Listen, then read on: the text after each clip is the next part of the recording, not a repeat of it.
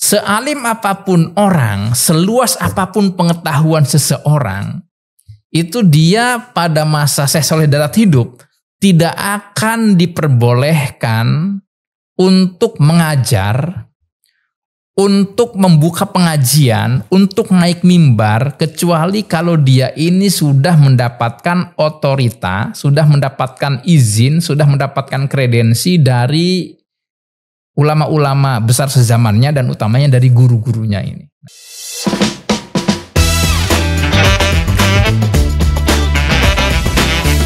Bismillahirrahmanirrahim. Assalamualaikum warahmatullahi wabarakatuh. Pemirsa sekalian, jumpa lagi kita dalam program Mantra Pesantren atau Manuskrip Nusantara dari Pesantren yang diselenggarakan oleh Direktorat Pesantren Kementerian Agama Republik Indonesia. Pada pertemuan kali ini kita akan membincang mengenai manuskrip, arsip, serta karya-karya dari salah satu tokoh penting dalam sejarah keilmuan dan juga pendidikan pesantren di Nusantara, khususnya di Pulau Jawa, pada akhir abad ke-19 dan awal abad 20. Tokoh ini sangat terkenal sekali dengan gagasan-gagasan pemikirannya, karya-karyanya, jaringan intelektualnya, kiprah kebangsaannya.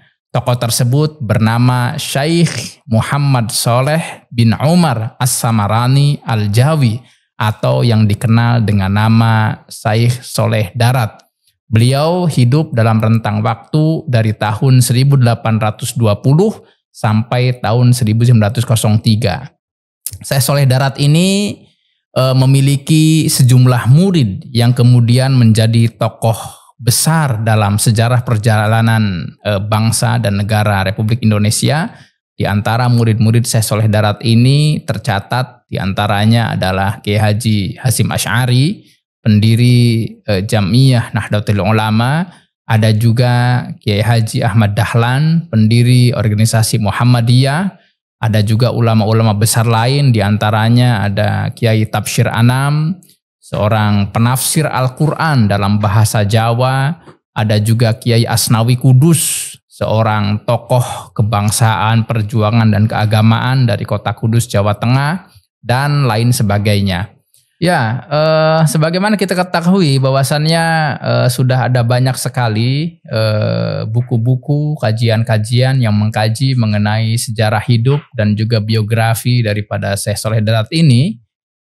Beliau lahir di Jepara pada tahun 1820, lalu melakukan pengembaraan intelektual, melakukan ngangsu kawruh yang ngaji di beberapa pesantren tua yang ada di Jawa Tengah, sampai kemudian beliau pergi ke Haramain. Yang menarik di sini adalah Syekh Shaleh Darat memiliki kesadaran untuk menuliskan sejarah guru-gurunya, juga untuk merekam tentang sanad keilmuannya. Hal ini sebagaimana beliau catatkan dalam salah satu karya penting beliau yang berjudul Al-Mursyid Al-Wajiz fi Ilmil Qur'anil Ajiz. Jadi salah satu karya Syekh Shaleh Darat dalam bidang kajian ilmu-ilmu Al-Quran, ditulis dalam bahasa Jawa, aksara Jawa. Al-Mursyid Al-Wajiz ini ada versi cetak litografnya, dicetak di Singapura oleh percetakan Haji Muhammad Amin pada tahun 1319 Hijriah atau 1902. Tetapi karya ini sendiri itu selesai penulisannya 2 tahun sebelum dicetak di Singapura ini. Ya, selain Syekh Shaleh Darat ini tercatat sebagai mahaguru bagi ulama-ulama besar Jawa pada zamannya, sebagaimana yang tadi disebutkan, di antara murid-murid daripada Syekh Shaleh Darat ini ada Kiai Haji Hasyim Asy'ari, ada Kiai Haji Ahmad Dahlan. Syekh Saleh Darat juga menjadi guru dari seorang ulama besar yang berasal dari Nusantara yang kemudian menjadi mahaguru yang mengajar di Masjidil Haram di Makkah Al-Mukarramah, yaitu Syekh Muhammad Mahfud At-Tarmasi. Selain itu, Syekh Saleh Darat juga terhubung dengan sosok tokoh gerakan perempuan Indonesia, yaitu Raden Ajeng Kartini ya. Terdapat beberapa cerita yang populer sekali bahwasannya di antara salah satu inspirator daripada Raden Ajeng Kartini untuk menuliskan karyanya, yaitu Habis Gelap Terbitlah Terang, itu adalah salah satu guru daripada Raden Ajeng Kartini, yaitu Syekh Saleh Darat ya. Selain Syekh Saleh Darat terhubung dengan beberapa tokoh besar Nusantara pada masanya, pesantren yang diasuh oleh Kiai Soleh yang berada di kawasan Darat di Semarang, ini juga tercatat sebagai salah satu pusat pembelajaran ilmu-ilmu keislaman yang penting yang ada di Jawa pada paruh kedua abad ke-19 ya.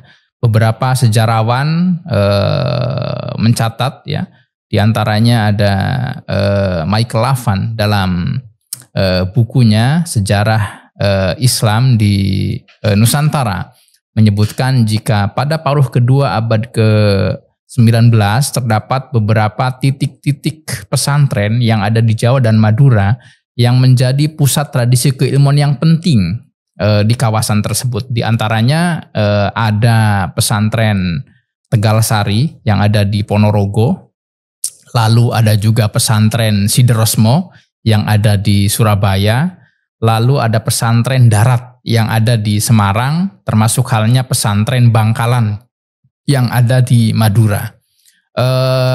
Kemudian Syekh Saleh Darat juga selain tercatat sebagai mahaguru dari sejumlah tokoh besar Nusantara pada zamannya, lalu pesantrennya juga menjadi salah satu pusat tradisi keilmuan Islam yang penting pada eranya. Syekh Saleh Darat juga tercatat sebagai ulama prolifik yang melahirkan sejumlah karya penting dalam berbagai bidang tradisi keilmuan Islam. Dan kita bisa mengatakan bahwasannya Syekh Saleh Darat ini adalah salah satu pelopor ulama yang mempelopori penulisan karya-karya kitab dengan bahasa Jawa Pegon dalam berbagai bidang disiplin keilmuan yang luas. Di antaranya Syekh Saleh Darat misalnya menulis karya dalam bidang ilmu hukum Islam yang ditulis dalam bahasa Jawa aksara Arab ya, ada Majmu'ah Syariah Kafiyah lil Awam ya, itu beberapa volume, dan karya ini dicetak diantaranya di Singapura, di Bombay ya, pada masa ketika Syekh Saleh Darat hidup. Selain dalam bidang ilmu hukum Islam, Syekh Saleh Darat juga misalkan menulis karya dalam bidang ilmu teologi Islam atau ilmu tauhid ya. Di antaranya Syekh Saleh Darat menulis karya berjudul Sabilul Abid yang merupakan syarah dan juga terjemah dari teks Jauharatut Tauhid karya Syekh Ibrahim Lakoni, salah satu rujukan terpenting dalam kajian ilmu teologi Islam. Karya ini juga ditulis oleh Syekh Saleh Darat dalam bahasa Jawa aksara Arab ya. Karya lainnya misalkan Syekh Saleh Darat yang fenomenal adalah karya dalam bidang tafsir Al-Quran. Jadi Kiai Saleh Darat ini menulis karya utuh dalam tafsir Al-Quran yang berjudul Faidur Rahman, dan ini bisa kita sebut sebagai salah satu karya terpenting dalam tafsir Al-Quran yang ditulis oleh ulama Jawa dalam bahasa Jawa aksara Arab atau Pegon ya. Dan kitab Faidur Rahman ini juga dicetak di banyak pusat-pusat percetakan dunia Islam, diantaranya di Bombay, di Singapura ya. Selain itu misalkan karya Syekh Saleh Darat yang lain dalam bidang ilmu tasawuf, itu ada syarah dan juga terjemah dari teks Al-Hikam yang merupakan karya Syekh Ibni Athaillah As-Sakandari, salah satu naskah kajian ilmu tasawuf yang sangat populer sekali. Syekh Ibnu Athaillah sendiri itu hidup di abad ke-13 ya. Lalu teks hikam Jawanya Syekh Shaleh Darat ini yang diselesaikan kurang lebih pada tahun 1890-an itu tercatat pernah dicetak di Mekah oleh Al-Matba'ah Al-Mirya, lalu dicetak di Kairo oleh Mustafa Al-Babi Al-Halabi, dicetak di Bombay, dicetak di Singapura dan lain sebagainya. Kemudian karya lain dari Syekh Shaleh Darat tadi adalah dalam tafsir Quran. Beliau juga menulis karya dalam bidang ilmu tafsir Al-Quran atau ulumul Quran ya, yaitu berjudul Al-Mursyid Al-Wajiz fi Ilmil Quranil Ajiz. Dicetak di banyak negara juga. Saya ingin memberikan catatan di sini rekan-rekan sekalian bahwasannya karya Syekh Shaleh Darat ini meskipun ditulis dalam bahasa Jawa aksara Arab, tetapi karya-karya beliau ini memiliki watak kosmopolitanisme yang penting. Ditulis di Jawa, di Semarang, dalam bahasa Jawa aksara Arab, tetapi karya ini mampu melampaui batas teritori geografis tempat Syekh Shaleh Darat menulis dan bahasa Syekh Shaleh Darat. Jadi misalnya karya ini ada yang dicetak di Singapura, yang merupakan salah satu titik terpenting dari orang berbahasa Melayu ya. Kemudian dicetak juga di Bombay di India, dicetak juga di Mekah, dicetak juga di Kairo. Nah ini menunjukkan bahwasannya betapa kalau karya-karya Syekh Shaleh Darat ini bukan hanya karya yang sifatnya lokal saja, tetapi karya Syekh Shaleh Darat ini memiliki dimensi yang kosmopolit, yang internasional. Hal ini dibuktikan dengan banyak dicetaknya karya-karya tersebut di banyak belahan dunia ya. Hal lainnya di sini rekan-rekan sekalian, Syekh Shaleh Darat bukan hanya memiliki peran penting sebagai salah satu tokoh pendidikan pesantren di Nusantara pada paruh kedua abad ke-19, bukan pula sebagai mahaguru ulama Nusantara pada periode tersebut, bukan pula sebagai bapak kitab Jawa Pegon yang dicetak. Jadi ada banyak ulama Jawa sebelum Syekh Shaleh Darat yang menulis karya dalam bahasa Jawa Pegon. Tetapi berbeda dengan Syekh Shaleh Darat. Syekh Shaleh Darat ini satu karya yang ditulis oleh beliau itu dalam berbagai disiplin keilmuan. Dalam bidang hukum Islam, dalam bidang teologi Islam, dalam bidang tafsir Al-Quran, dalam bidang etika, dalam bidang tasawuf, dan lain sebagainya. Atau juga kita bisa menyebut kalau karya Syekh Shaleh Darat ini adalah karya berbahasa Jawa aksara Arab atau Pegon yang pertama kali dicetak. Karena sebelum Syekh Shaleh Darat itu kita bisa menyebut minim sekali adanya ulama dari Jawa yang menulis karya berbahasa Jawa Pegon yang kemudian dicetak. Apalagi dicetaknya itu di berbagai pusat percetakan dunia Islam yang ada di luar Indonesia, yang ada di luar Jawa ya. Kita tadi menyebut karya-karya Syekh Shaleh Darat ini ada yang dicetak di Singapura, ada yang dicetak di Bombay, ada yang dicetak di Mekah, ada yang dicetak di Kairo. Jadi kita bisa mengerti betapa besar kemudian penting dan signifikannya sosok Syekh Shaleh Darat ini sekaligus karya-karyanya. Nah, hal lainnya yang ingin kita diskusikan dalam sesi kali ini adalah tentang sebuah hal yang terpenting dalam tradisi keilmuan Islam, yaitu sanad keilmuan. Sebagaimana kita ketahui bahwasannya sanad keilmuan ini menjadi salah satu pilar terpenting dalam sejarah besar tradisi keilmuan Islam. Artinya yang menjadi salah satu ruh tradisi keilmuan Islam yang berlangsung dari masa kenabian hingga saat ini itu adalah keberlangsungan adanya mata rantai keilmuan itu atau yang kita sebut sebagai sanad keilmuan ini. Karena sebagaimana disebutkan ada satu kaul yang masyhur sekali, laulal isnad la sya'a man qala masya'a, la sya'a man qala masya'a. Ini jika tidak salah redaksinya ya, bahwasannya andai kata dalam tradisi keilmuan Islam itu tidak ada sanad keilmuan yang dipandang sebagai hal yang mutlak wajib dan otoritatif, jika seseorang itu sudah dipandang sebagai orang yang memiliki kapasitas keilmuan, kemudian boleh untuk mengajarkan pengetahuannya kepada pihak umum gitu ya, setelah dia mendapatkan sanad atau transmisi keilmuan dari gurunya sekaligus ijazah ya, atau kredensi intelektual dari gurunya. Artinya sealim apapun orang, seluas apapun pengetahuan seseorang, itu dia pada masa Syekh Shalih Darat hidup tidak akan diperbolehkan untuk mengajar, untuk membuka pengajian, untuk naik mimbar, kecuali kalau dia ini sudah mendapatkan otorita, sudah mendapatkan izin, sudah mendapatkan kredensi dari ulama-ulama besar sezamannya dan utamanya dari guru-gurunya ini. Nah, ini arti pentingnya sanad ya. Karena apa? Kepada kaul yang tadi, andai kata bukan karena sanad keilmuan ini, maka niscaya orang itu akan dengan sesuka hati membicarakan apa saja. Laqala man sya'a ala ma sya'a.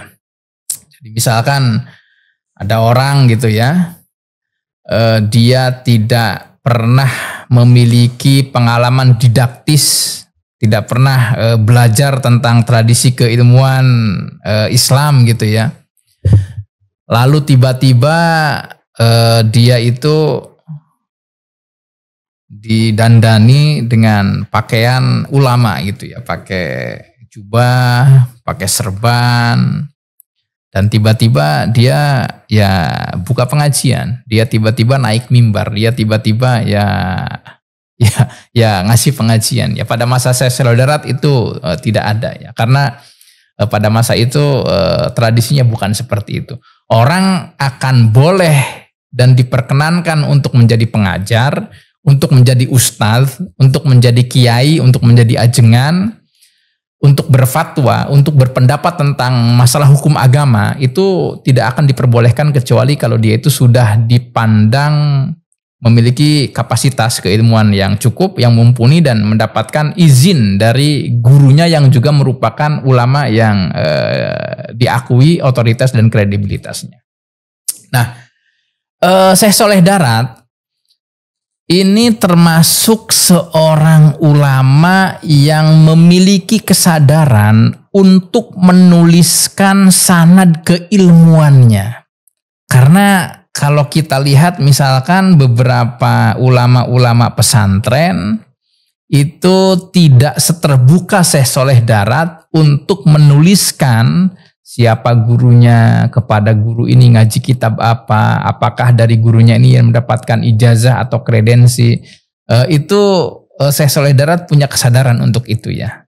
Jadi misalkan dalam satu karyanya yang berjudul Al-Mursyid Al-Wajiz fi ilmi Qur'anin Aziz, fi ilmil Qur'anil Aziz, karya ini satu sisi berisi kajian mengenai prinsip-prinsip dasar ilmu-ilmu Al-Quran ya. Tetapi dalam karya ini sendiri selesai ditulis oleh Syekh Shalih Darat ini pada tanggal 15 Syawal tahun 1317 Hijriah ya, yang bertepatan dengan 15 Februari tahun 1900. Dalam karya ini Syekh Shalih Darat menyebutkan tentang siapa saja guru-guru beliau, dan kepada guru-guru beliau itu Syekh Shalih Darat mengaji kitab apa saja. Nah, ini saya pikir penting di sini ya. Jadi ini bisa kita lihat ya. Ini adalah halaman sampul daripada kitab Al-Mursyid Al-Wajiz fi ilmil Qur'anil Ajiz ya. Lalu disebutkan nama pengarangnya. Jadi ini salah satu teladan juga dari tradisi pesantren ini. Meskipun Syekh Shalih Darat pada kurun masa ini itu sudah tercatat sebagai ulama besar yang sangat populer sekali, pesantrennya menjadi pesantren rujukan bagi para pelajar keilmuan Islam di Jawa khususnya, dan beliau sudah tercatat sebagai maha guru ulama Nusantara pada zamannya dan karya-karyanya banyak sekali. Tetapi ketika menuliskan namanya dalam karya yang beliau buat, Syekh Shalih Darat itu mengatakan lil abdil muznib al haqir. Jadi karangan seorang hamba yang banyak dosanya dan kemudian yang hina dikatakan ya. Jadi ini salah satu bentuk kerendah hatian para ulama terdahulu kita. Bagaimana ya beliau-beliau itu ketika menuliskan karya ya mendeskripsikan diri-diri beliau itu dengan kata-kata al-fakir, seorang yang fakir gitu ya. Atau kemudian al-hakir, seorang yang hina gitu ya.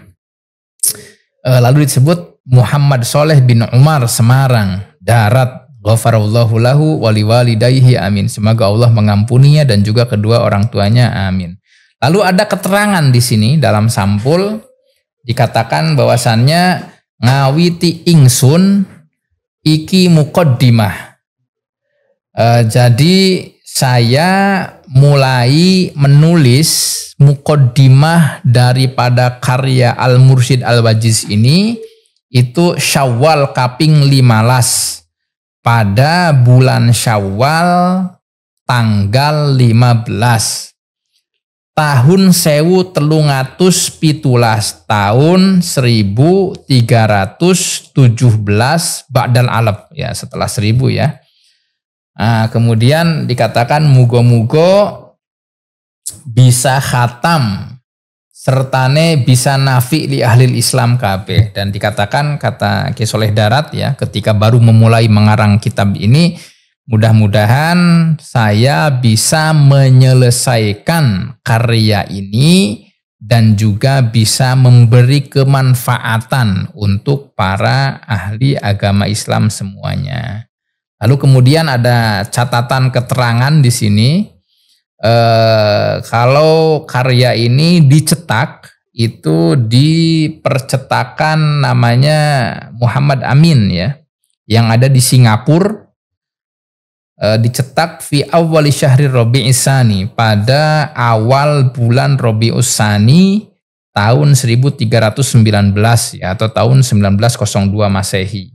Jadi jarak antara karya ini selesai ditulis sampai dicetak itu 2 tahun. Dan kemudian 1 tahun kemudian Syekh Shalih Darat wafat ya, karena Syekh Shalih Darat ini wafat tahun 1902.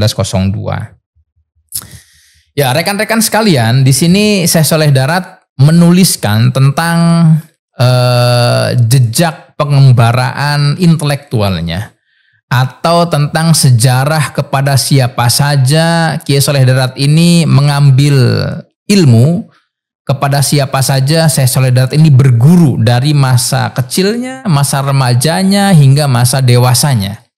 Dan Syekh Shalih Darat menyebutkan siapa saja guru-gurunya yang menjadi tempat beliau belajar, yang ada di Semarang, yang ada di Jawa, termasuk halnya yang ada di Mekah Al-Mukarramah ya. Dikatakan begini, aqulu, saya berkata, kata Syekh Shalih Darat ini, al-fakir ilallahil qadir, seorang yang fakir kepada Allah yang maha berkehendak ya, atau yang maha berkuasa, yaitu Muhammad Soleh bin Umar Darat Semarang.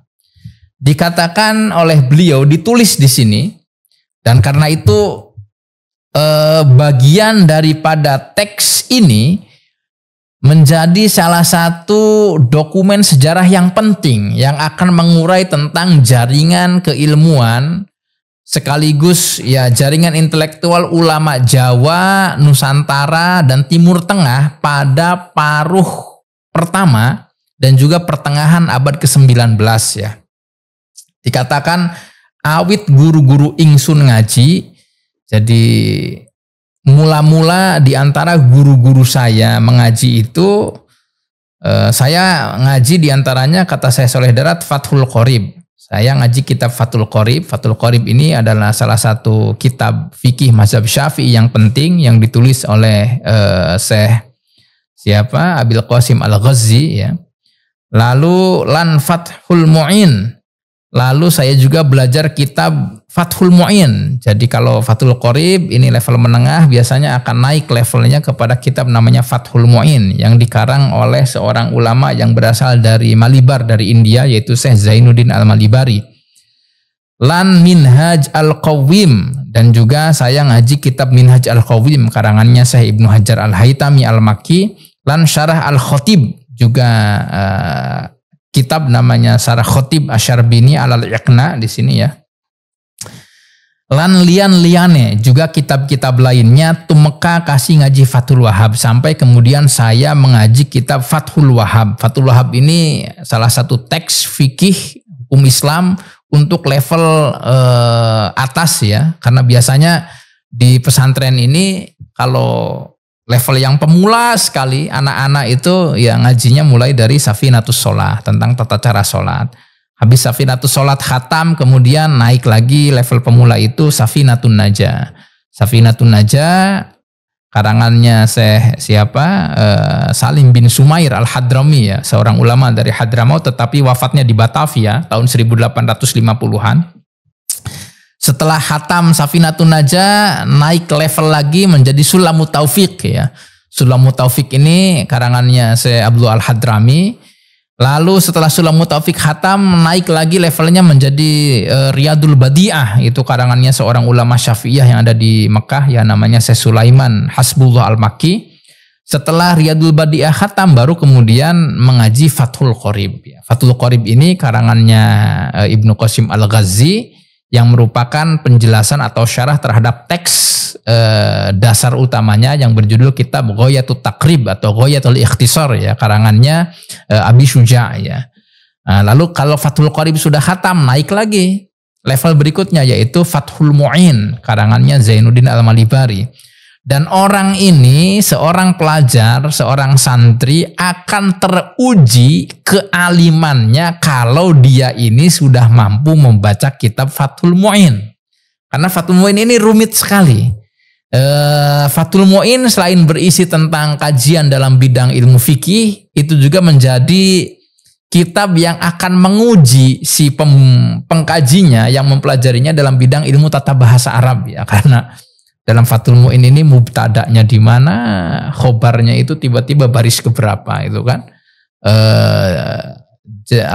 syaratnya ada di mana, jawabnya di halaman berapa. Nah, kalau orang sudah bisa baca Fathul Mu'in itu sudah mulai kelihatan orang ini memang kealimannya mulai teruji. Setelah Fathul Mu'in khatam, kemudian ngaji ke level berikutnya yaitu kitab Fathul Wahhab yang merupakan karangan Syekhul Islam Zakaria Al-Ansori ya.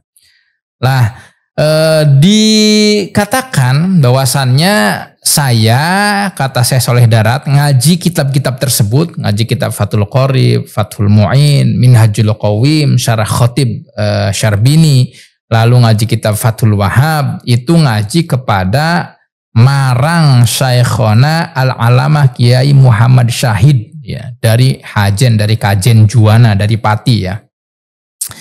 Nah, lalu yang menarik di sini, Kiai Soleh Darat selain menyebutkan nama gurunya yang menjadi mula-mula guru atau kiai yang mengajarinya banyak kitab fikih, itu disebutkan juga gurunya itu belajar kepada siapa. Jadi disebutkan kalau Kiai Syahid Kajen Juwana ini itu belajar ngaji saking Kiai Muhammad Nur Sepaton Semarang. Jadi di Seputon Semarang ini ada salah satu ulama besar yang terhitung sebagai kakek gurunya Kiai Soleh Darat, namanya Kiai Muhammad Nur.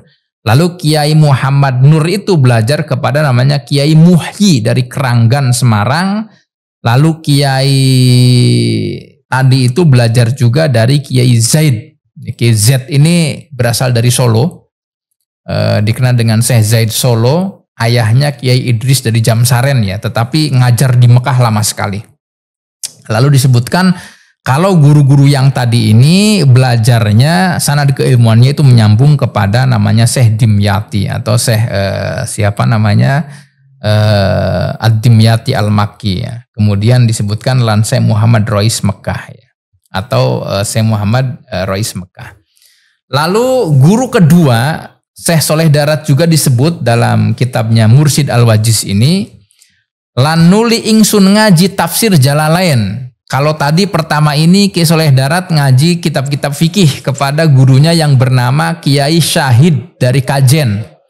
Dan sebagaimana kita ketahui, Kajen ini memang salah satu pusat keilmuan Islam yang penting yang ada di Jawa, karena di Kajen juga pada awal abad ke-18 ya, hidup seorang ulama besar yang dikenal sebagai salah satu wali Allah yang bernama Syekh Ahmad Al-Mutamakin. Dan sampai sekarang Kajen ini ya menjadi salah satu pusat pesantren yang penting yang ada di Jawa ya. Di antara kiai dari Kajen itu ada Allah Yarham Kiai Haji Sahal Mahfuz, Rois Syuriah PBNU, Rois Am PBNU ya pada zamannya. Lalu Ketua MUI Majelis Ulama Indonesia pusat juga beliau ya. Kemudian di antara ulama dari Kajen juga ada yang saat ini siapa Mbah Muaz gitu ya, Mbah Muaz Thohir dan juga yang lain sebagainya.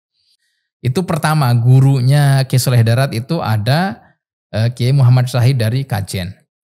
Lalu yang kedua, Syekh Soleh Darat menyebut gurunya yang lain. Yang mana kepada guru yang kedua ini Syekh Soleh Darat disebut mengaji kitab tafsir Jalalain ya.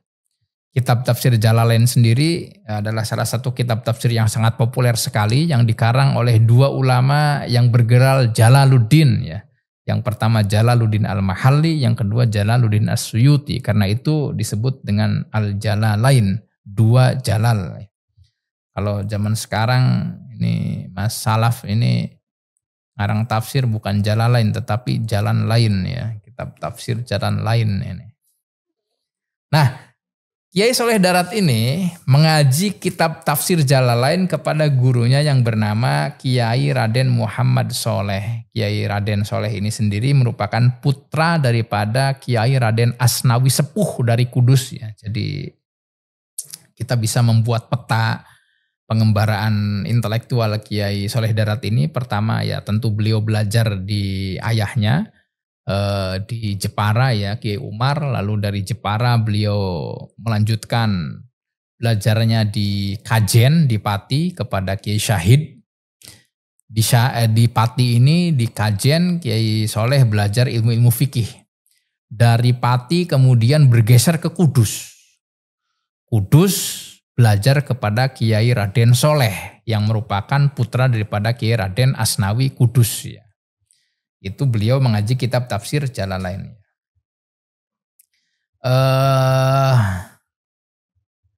Disebutkan juga di sini oleh siapa Kiai Soleh Darat bahwasannya Kiai Soleh ini itu mengambil sanad tafsir Jalalain ini dari dua orang gurunya. Yang pertama dari Kiai Muhammad Nur Seputon Semarang dan yang kedua dari abahnya yaitu Kiai Asnawi Kudus ya. Lalu setelah itu Kiai Soleh Darat menyebutkan juga ulama lain yang menjadi gurunya. Yang menjadi gurunya dalam bidang ilmu tata bahasa Arab ya. Yang pertama tadi gurunya dalam bidang ilmu fikih ada Kiai Syahid dari Juwana. Yang kedua gurunya dalam bidang ilmu tafsir namanya Kiai Muhammad Soleh bin Asnawi Sepuh Kudus. Yang ketiga dalam bidang ilmu tata bahasa Arab atau ilmu nahwu sorof disebutkan lan ingsun ngaji nahwu lan sorof kata Syekh Soleh Darat, dan saya mengaji ilmu nahwu dan ilmu sorof marang Syekhona Al-Alamah Kiai Muhammad Ishaq Damaran. Disebutkan saya belajarnya nahwu sorof ini kepada Kiai Ishaq Damaran ya. Damaran sebagaimana kita tahu ya ada di Kudus juga ya. Nah kemudian disebutkan juga selain kepada Kiai Ishaq Damaran ini Syekh Soleh Darat juga belajar ilmu astronomi Islam. Disebutkan lan ingsun ngaji ilmu falak dan saya belajar ilmu falak atau ilmu astronomi ini marang Kiai Abu Abdillah Muhammad Hadi. Jadi disebutkan namanya Kiai Abu Abdillah Muhammad Hadi yang disebutkan sebagai mufti Semarang ya.